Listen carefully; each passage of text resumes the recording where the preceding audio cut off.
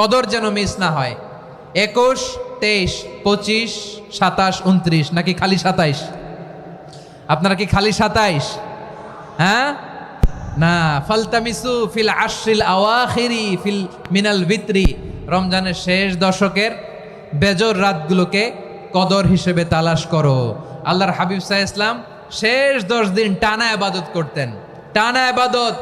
ইদা জাআল আশরু আহিয়াল লাইলা আইকাযা আহলা ওয়া জাদ্দা ওয়া শাদ্দাল মিজার, সারা রাত জেগে ইবাদতের নজির নবীজির নাই, শুধু রমজানের শেষ দশক ছাড়া। সুবহানাল্লাহ বলেন।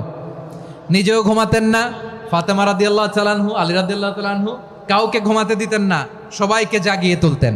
আমরা সারা রাত জেগে ইবাদত করব, রাজি আছেন তো? সব কাজ পেছনে ফেলে, সব ব্যস্ততাকে পেছনে ফেলে ইবাদতের জন্য আমরা প্রস্তুত থাকবো কদরের রাতে। কোনোভাবে কদর যেন আমাদের মিস না হয়, ইনশাআল্লাহ বলেন তো সবাই।